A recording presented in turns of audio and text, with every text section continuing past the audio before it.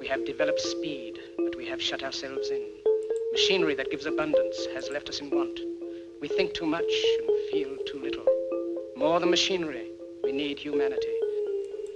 We know the air is unfit to breathe and our food is unfit to eat. As if that's the way it's supposed to be. We know things are bad, worse than bad.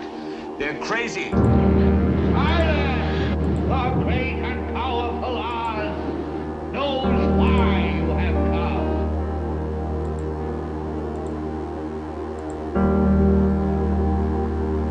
You've got to say, I'm a human being. God damn it. My life has value. You have meddled with the primal forces of nature. Don't give yourselves to brutes, men who despise you, enslave you, who regiment your lives, tell you what to do, what to think, or what to feel, who drill you, diet you, treat you like cattle, use you as cannon fodder.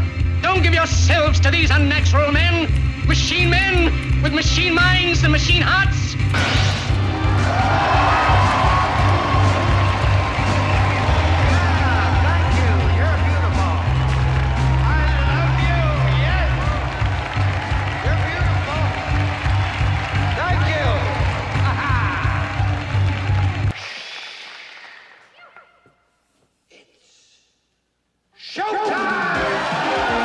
And now, Reality Rants with Jason Bermas. And who loves you? And who do you love?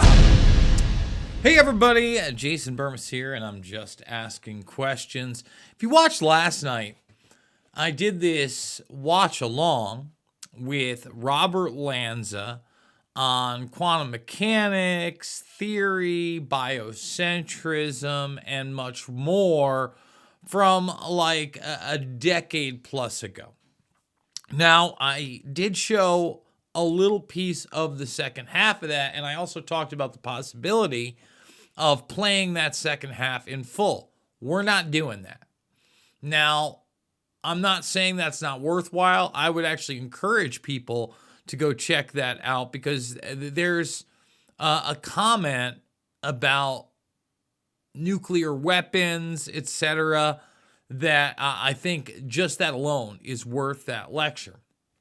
But instead, I wanted to check out some of the more modern stuff this guy has been talking about. After all, quantum mechanics, quantum computing, artificial intelligence, they've all gotten a much broader audience. So I actually came across this podcast that I'm really interested in listening to within the past couple of months. And now I'm really going to do my best to either myself reach out to him or have my producer for Making Sense of the Madness reach out to him. I think he'd be a really great fit for either of the shows. However, there was a lecture he gave all the way back in 2019 with this same group of science and non-duality. It's called Rethinking Our Insanely Improbable Universe. And really, after watching the whole thing, which is just under 20 minutes long, we're going to watch it here. There are only a few points of contention that I might actually have. And one of the things that he discusses is the nature of life and death and time themselves and observation, and whether or not they can exist at the same time, right? So this actually is a much more modern and updated, I would say, lecture into quantum mechanics and the nature of reality than the last one. There is some overlap. But with that being said, we're going to get into it in a moment. I do want to thank everybody that has been supporting the broadcast through the Buy Me a Coffee and the other links down below, $5, $10, $15. It does mean the world to me. Could not do it without you guys. Also consider giving me a follow across social media, including over on X, as we really can't grow on the YouTube platform, but we still want you to thumbs it up, subscribe, share, ring that bell, let people know about that. About the show and all that jazz. And this document, one of the things that I would do getting him on is discuss this document right here, analysis and assessment of the gateway process, because it is very in line with this lecture that we are all about to watch. So without further ado, this is from 2019. It's not as grainy as the one we played yesterday. Again, I'd encourage you to check out the whole lecture from yesterday without me. But I know you guys also enjoy the commentary and kind of being part of these watch-alongs. So here we go. So when I was young, I remember staying at my neighbor's house. And between the tick and the talk of their clock, I laid awake thinking about the perverse nature of time. And the O'Donnells are gone now. In fact, Barbara, she died just a few weeks ago at the age of 98. And, you know, when we watch our aged ones age and die, we assume there's this external entity called time and that it's responsible for the crime. But while lying awake that night, I realized that time belongs to us, to the observer, rather than to the observed. In the decades that followed, I developed a theory that builds on quantum physics to describe our human relationship to time and space. By adding life to the equation, my theory of biocentrism explains how we influence reality. The result is a rethink of everything we thought we knew about life and death and our place in the universe. Biocentrism starts by acknowledging that our existing model of reality is looking increasingly creaky in the face of recent scientific discoveries. Science tells us with some precision that over 95% of the universe is mostly composed of dark matter and dark energy. But we must confess that we don't know what dark matter is, and we know even less about dark energy. Indeed, concepts such as time, space, and even causality itself are increasingly being demonstrated as meaningless. I got to stop it right there. So key. Think about that. He talks about dark matter, dark energy, and the inability not only to identify it, but describe it, let alone measure it. All right, so much of this theory that has been pushed upon us as accepted science just really falls apart with just the slightest bit of scrutiny. One of the real reasons I'm liking this guy more and more. All of science is based on information passing through our consciousness. But science doesn't have a clue what consciousness is. Studies repeatedly establish a clear linkage between subatomic states and observations made by conscious observers. But science can't explain this linkage in any satisfactory way. Biologists describe the origin of life as a random occurrence in a dead universe, but have no understanding of how life began or why the universe appears to be exquisitely designed for the emergence of life. Biocentrism isn't a rejection of science. Rather, it challenges us to fully accept all the implications of recent scientific findings in fields ranging from cosmology to quantum entanglement. By listening to what the science is telling us, it becomes increasingly clear that life and consciousness are fundamental to any true understanding of the universe. We think of life as a big accident of physics, but a long list of experiments suggests exactly the opposite. Amazingly, from a biocentric perspective, the biggest puzzles of science go away. For instance, it becomes clear why space and time, and even the properties of matter itself, depend on the observer. In his papers on relativity, Einstein showed that time exists relative to each observer. My theory of biocentrism takes this a step further by suggesting that the observer literally creates time. If you wave your hand through the air, if you take everything away, what's left? Nothing. The same thing applies to time. You can't put it in a bottle like milk. Now, I used that terminology before, but think about that. Time is created by the observer, therefore cannot exist without us as conscious beings. Space and time aren't objects. Look at me, the podium. Everything you see right now is a whirl of information occurring in your mind. Time is simply the summation of what we observe in space, much like the frames of a film occurring in the mind. So working with Dmitry Podolsky, who's a theoretical physicist at Harvard, I've been developing some of these ideas further. We start with the premise that in the real world, coffee cools, cars break down. Yet to the bafflement of scientists, the fundamental laws of physics, when reduced to equations, work just as well for events going forward or going backward in time. If the laws of physics operate without regard to time, then why do we experience reality with the arrow of time going strictly from past to future? Last year, Dimitri and I published a paper in Annalen der Physik, the same journal that published Albert Einstein's theories of special and general relativity. In that article, we explain how the arrow of time, and indeed time itself, emerged directly from the observer, that is, us. Our paper argues that time doesn't exist out there ticking away from past to present, but rather is an emergent property that depends on the observer's ability to preserve information about experienced events. Experienced events. And again, it's those experiences within our existence, within our humanity, within our shared, I want to say consciousness, but I think it even goes beyond that. And one of the things he's going to do later is he's going to smash the million monkey typing theory, which I love in this lecture. But let's keep going. In the world of biocentrism, a brainless observer doesn't experience time. The key to the nature of time is something called quantum gravity. During the last century, it became clear that the world of relativity, which of course deals with large distances, and quantum mechanics, which deals with small distances, are incompatible with each other. The problem of making them compatible remains one of the largest unsolved mysteries in science. One of the most puzzling features is something called wave function collapse. To understand the problem, consider the light in this room. Common sense tells us that the light is either on or off, but not both at once. Yet in quantum mechanics, it allows these bizarre states, in which the lights have been neither turned on or off. Indeed, they exist in something called superposition of the two states, that is, both on and off. And when two or more objects are put into quantum superposition, it's called something called entanglement. Quantum states are then shared among multiple objects, which remain connected until they are measured or disturbed.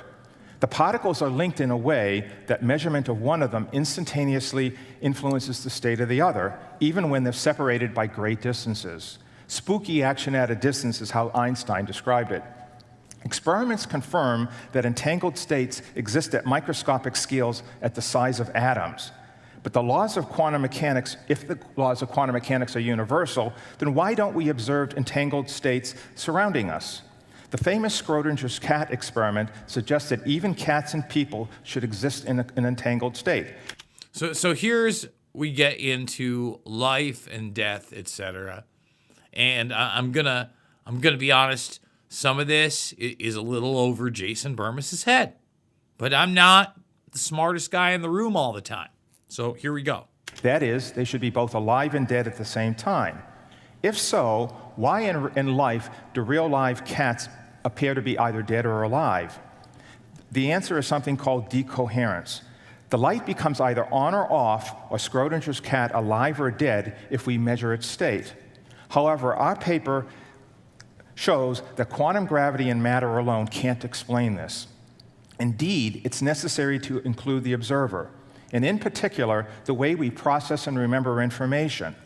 Our paper suggests that the emergence of the arrow of time is related to the ability of observers to preserve information about experienced events. Thus, time only exists in our head. It has no intrinsic meaning to nature. We create the arrow of time by the way our mind works. And of course, without the arrow of time, nothing we observe would exist. Of course, we aren't taught this in school.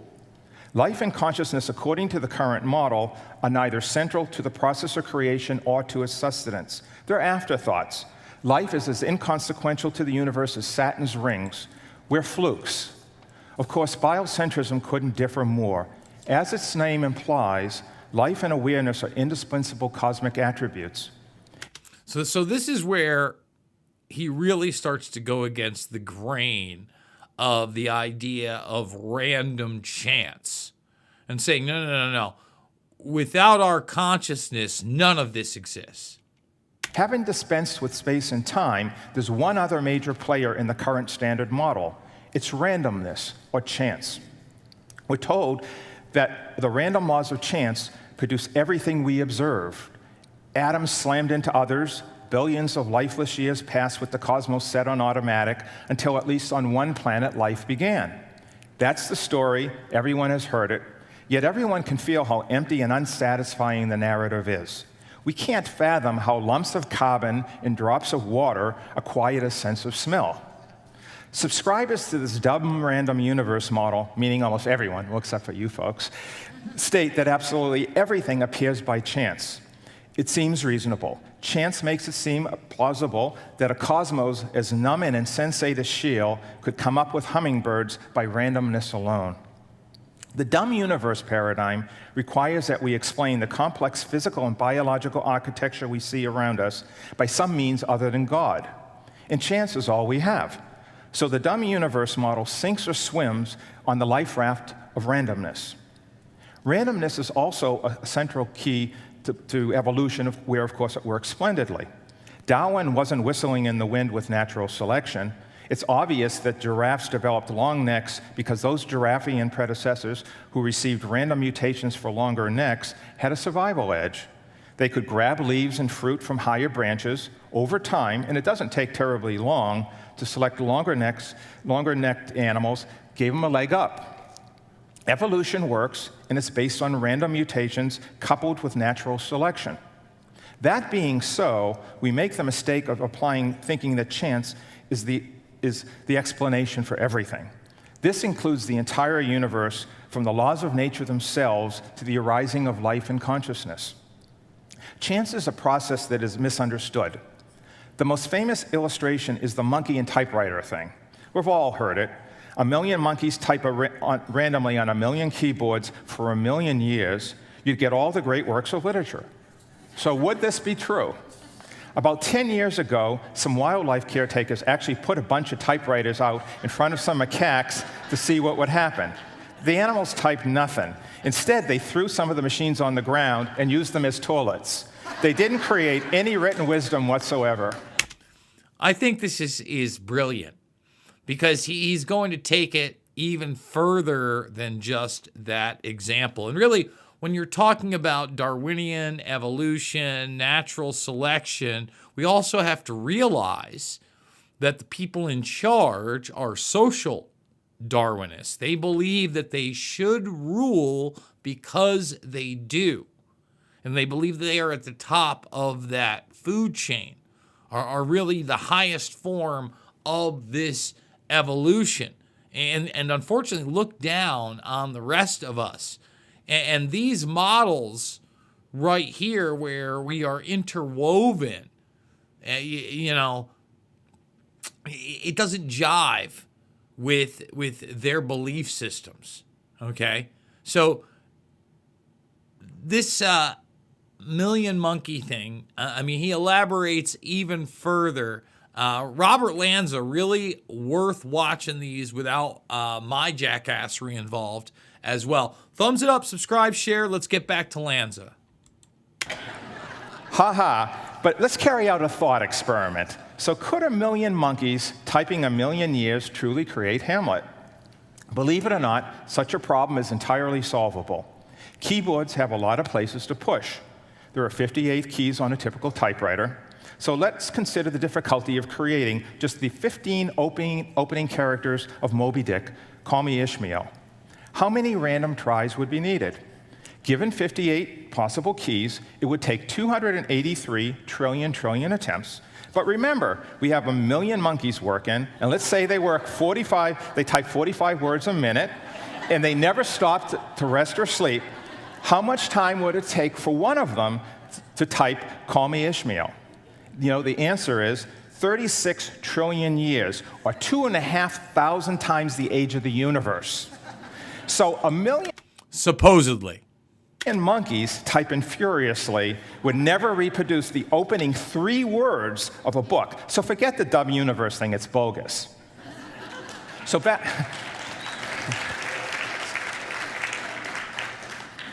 to our question. Can you get a cosmos, the cosmos that we see, with the complex biological designs of the brain and the trumpeter swan by random collision of atoms alone? If randomness takes 36 trillion years to type a single 3-word passage, the answer is obvious, not a chance. But even if we ignore this, there's a more serious problem. It turns out that our universe has an exquisite set of properties that are Goldilocks perfect for life to exist. We live in an extraordinarily fine-tuned cosmos, a place where any random tweaking wouldn't allow life to exist. And these numbers, again, they really hammer it home that there is something more that we don't understand, that is not visible, that simply is not random scientific chance. If gravity were 2% different, or if you changed the power of the Planck length or the atomic mass unit, we would never have the sun or life. So by any stretch of wishful thinking, a cosmos that allows life is inconceivable by chance alone. Randomness is not a tenable hypothesis. Truth be told, it's close to idiotic, right up there with the dog ate my homework. So let's sum up the most basic do-or-die physical conditions for life to come into existence. First, you need two fundamental forces, electromagnetism and the strong force. They must have very specific values. Electromagnetism keeps the electrons attached to atomic nuclei, allowing for the existence of atoms. But atomic nuclei wouldn't hold together without a perfectly tuned strong force, which allows protons to cling together. Without multiple protons, the only element that would exist would be hydrogen. And while no one is anti-hydrogen, it couldn't produce any kind of organisms, even if you waited eons until the cows came home. Then you need a third fundamental force, gravity, not to be too weak, not too strong, or you wouldn't have stars. And I could keep on going, but suffice it to say, there are almost 200 physical parameters that must be exactly what they are within a percentage or so in order for stars to undergo nuclear fission and create their warmth, for planets to form, and for all the elements to be created. In short, yes, it's a perfect universe. And we haven't even gotten to the life creation business with its own crowded stadium of requirements, such as worlds that are not too hot or cold, or radiation-filled, or specific properties of key elements, such as oxygen and carbon, that need to exhibit just the characteristics we observe. Even here on Earth, life would be near impossible if we didn't possess the massive nearby moon. That's because the Earth's axial tilt would wobble wildly, sometimes aiming straight into the sun, producing impossibly hot temperatures. Our planet manages to avoid going through such chaos because of our moon. And he gets into the moon here, but let's just talk about the sun for a moment. I mean, it is the life force of the planet, and obviously has dictated a lot of hidden history, right? Now, I know there are a ton of different theories about the moon out there. You know, there's the hollow moon, there's the Death Star idea. There's a bunch of them out there.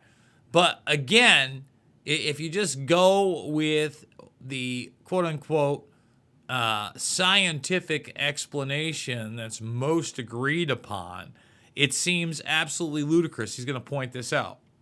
And how did we get the moon? By a perfectly timed collision of a Mars-sized body coming at a very specific direction, at exactly the right speed, not too fast or massive to destroy us, and not too small to fail to do the job. Direction matters, but unlike the other major moons in the solar system, ours is the only one that orbits around the planet's equator. If it orbited normally, we wouldn't stay in our orbital plane and exert its torque in a sun vector alignment, which stabilizes our axis. Yet another accident. This is an extremely unlikely universe, so unlikely that even the most die-hard physicists concede that the cosmos is insanely improbable in terms of its life-friendliness. This hyper-unlikely nature, on strictly a physical level, makes physicists sigh with discomfort and to admit that some sort of scientific explanation is badly needed. And by the way, when we talk about the uninhabitable universe, the vast majority of what we know about everything outside of our planet is that it reeks of death. It's not sustainable for life at all. At least not the biological life that we know about and that we see and that we observe. It's a death trap. I'm a big Rob Ager fan. I'm a big Stanley Kubrick fan. Correlative learning. He does a lot of Kubrick breakdowns. And, when I heard him talking about 2001: A Space Odyssey, one of my favorites, he's like, overall, I think that movie is just about the absurdity of space travel and how science fiction it really is. Okay? That's a side note. We're gonna continue with this. About 3-4 minutes left. And then, just to kind of reiterate what this guy is saying about the mysteries of the universe, I'm going to play this clip of Werner von Braun, the Nazi war criminal / NASA pioneer, the Saturn V rocket guy himself, talking about the existence of God and his soul. If we apply Occam's razor, that is, the simplest explanation is usually the correct one, biocentrism offers the most obvious explanation for our improbable life-friendly universe. Why? To me, the answer is simple. The laws and conditions of the universe allow for the observer because the observer generates them. So, what are the implications of all this? The acceptance of biocentrism would have a positive psychological outcome on our mindset. Most of us seek a meaning to life in the search for what's real. The biocentric paradigm goes a long way towards aiding our understanding of the cosmos, including our underlying unity with nature and the observer, and with all of its implications, chief among them the unreality of death. Science's assumption of a dumb random universe in which life arose by chance has the secondary effect of isolating us from nature. It makes most people feel inconsequential and lucky even to be alive. This, together with the growing abandonment of religion, has led to a sense that in a cosmos ruled by accidents, we need to exploit the environment and grab what we can. It has set up an antagonistic outlook, man against nature. The current paradigm has proven more than merely incapable of producing any picture of reality that makes sense. It has fundamentally alienated us from nature. And this part is so key. And you can tell he's getting a little angry here because he's so right. He's like, the scientific community has essentially tried to divide us as humanity from nature of which we are a part of. And without both, neither could possibly exist, let alone thrive. And this idea, again, that they are constantly pushing, especially the transhuman idea, is that you don't matter, that you're zeros and ones, that actions don't have consequences, that we're not in a biological reality. Notice biocentrism is right in the title, right? That's why they're selling you on a multiverse. It's not what this guy's selling you on at all. He's selling you on the idea that you are special, you are consequential, you are part of this infinite consciousness that has yet to be acknowledged by mainline science. On a personal level, what benefits might specifically accrue? Of course, truly seeing that we're one with nature, that consciousness is co-relative with nature, immediately helps lessen our war with the environment. There's also satisfaction in having a worldview that finally makes sense. All the nagging experiments that point to the importance of the observer, all the bothersome reasons a materialistic picture of reality doesn't hold water, it would be good to jettison all the conflicting oddities that most people shrug off as not being smart enough to understand physics. We want our science to work. With biocentrism, it can. Importantly, there's no ethics or morality associated with the current scientific worldview. However, in time, biocentrism will lead to a view not unlike the Na'vi in the movie Avatar. Of course, the impact of a new paradigm takes time. The more people who understand the basic premise, the more humanistic society's inclinations will be. For instance, we think there is an enclosing wall, a circumference to us. We suppose ourselves to be a pond, and if there's any consequence to our actions, if there is any justice, it must encroach upon these shores. Biocentrism explains the union that the one man and creature have with the other. The criminal and the victim are one and the same. Justice is built into the fabric of nature. Make no mistake about it, it will be you who looks out the eyes of the victim or the recipient of kindness, whichever you choose. Nature's justice is inescapable and absolute. This is therefore the indispensable prelude to justice in its highest form. We are forced to recall the words of John Donne, "Never send to know from whom the bell tolls, it tolls for thee." Science is just beginning to grasp the nonlinear dimensionality of nature. The late physicist Hans Pagel once said, "If you deny the objectivity of the world, unless you observe it and are conscious of it, as most physicists have, then you end up with solipsism, the belief that your consciousness is the only one." Pagel's conclusion is right, only it isn't my consciousness that's the only one, it's ours. According to biocentrism, our individual separateness is an illusion. There is no doubt that consciousness, which was behind the youth you once were, is also behind the mind of every animal and person existing in space and time.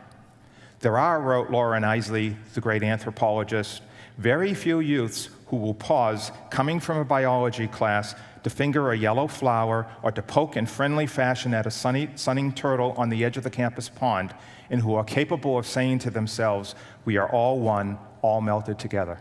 Thank you. We are all one, all melted together. All right, I promised you this Yvonne Braun clip, then we're going to wrap it up. Remember, if you haven't thumbs it up, subscribed, shared, checked out the links down below to support the broadcast, or watched the documentary films, you're missing out. Here we go. Today, more than ever before, our survival, yours and mine and our children's, depends on our adherence to ethical principles. Ethics alone will decide whether atomic energy will be an earthly blessing or the source of mankind's utter destruction. Where does the desire for ethical action come from? What makes us want to be ethical?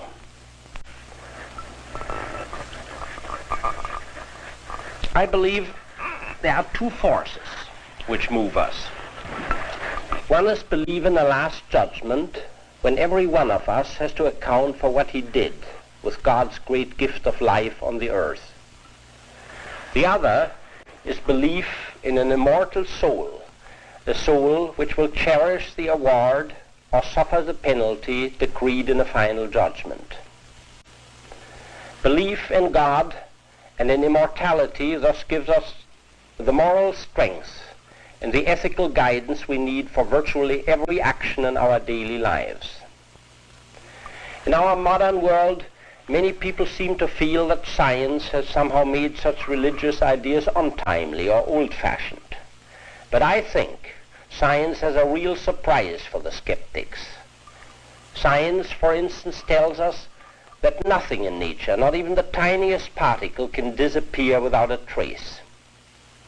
Think about that for a moment. Once you do, your thoughts about life will never be the same. Science has found that nothing can disappear without a trace. Nature does not know extinction. All it knows is transformation. Now, if God applies this fundamental principle to the most minute and insignificant parts of his universe, doesn't it make sense to assume that he applies it also to the masterpiece of his creation, the human soul? I think it does. And everything science has taught me and continues to teach me strengthens my belief in the continuity of our spiritual existence after death. Nothing can disappear. Nothing can disappear. Think about that for a minute. It's pretty wild, right? But it's in line with what we just saw there. Folks, if you want to know more, I would encourage you to also go check out the Gateway Process, analysis and assessment of the CIA document. It is on their own website. Very, very easy to read. Only 29 pages. We've gone over it here on the broadcast before. Remember to give me a follow over on X and on the other platforms. And if you can, $5, $10, $15. It means the world to me. There's some other links down below. I'm a documentary filmmaker. I think they stand up today. Invisible Empire, A New World Order Defined, Shade the Motion Picture, Fabled Enemies, and Loose Change Final Cut. Remember, folks, to this guy, It is not about left or right. It is always about right and wrong. We're going to continue to delve into the nature of reality. I absolutely love you guys. We'll see you on the flip side.